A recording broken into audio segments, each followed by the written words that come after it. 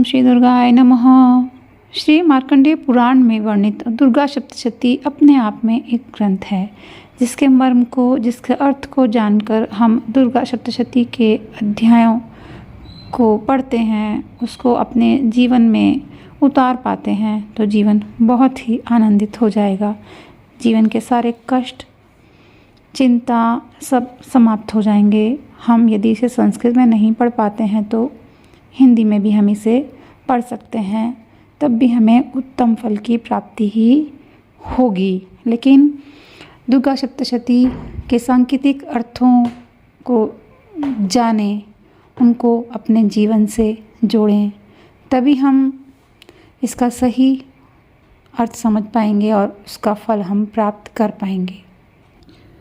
श्री दुर्गा सप्तशती में 13 अध्याय हैं। सबसे पहला अध्याय में मेधा ऋषि का राजा सूरत और समाधि को भगवती की महिमा बताते हुए मधुकैटभ वध का उसमें प्रसंग है। द्वितीय अध्याय में, दूसरे अध्याय में देवताओं के तेज से देवी का प्रादुर्भाव, देवी का प्रकट होना और महिषासुर की सेना का वध होने का वर्णन है। तृतीय अध्याय में, तीसरे अध्याय में सेनापतियों सहित महिषासुर के वध का वर्णन है। चतुर्थ अध्याय में इंद्रादि देवताओं द्वारा देवी की स्तुति का वर्णन है और 5वें अध्याय में देवताओं द्वारा देवी की स्तुति, चंडमुंड के मुख से अंबिका के रूप की प्रशंसा सुनकर शंभु का उनके पास दूत भेजने और दूत के निराश लौटने का वर्णन मिलता है। छठे अध्याय में धूम्रलोचन राक्षस का वध का वर्णन है। सप्तम अध्याय में चंड और मुंड का वध है, उनके वध का वर्णन उसमें किया गया है। अष्टम अध्याय में रक्त बीज के वध का वर्णन किया हुआ है।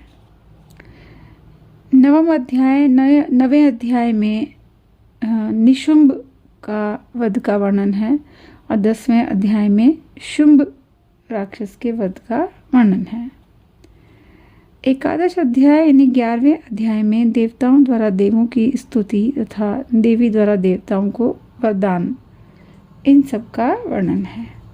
द्वादश अध्याय में देवी चरित्रों के पाठ का महात्म्य दिया गया है और त्रयोदश अध्याय 13वें अध्याय में सूरत और वैश्य को देवी का किस प्रकार और क्या वरदान दिया गया, इसका वर्णन मिलता है।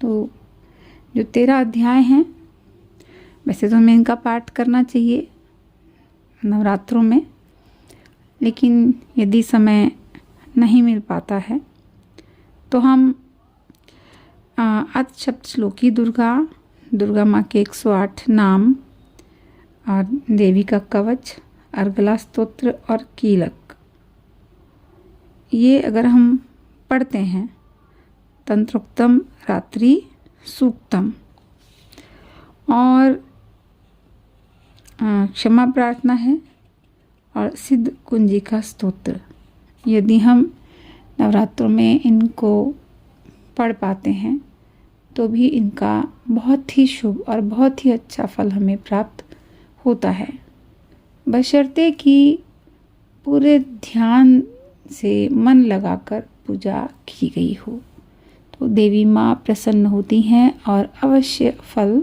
देती हैं। ओम श्री दुर्गाय नमः।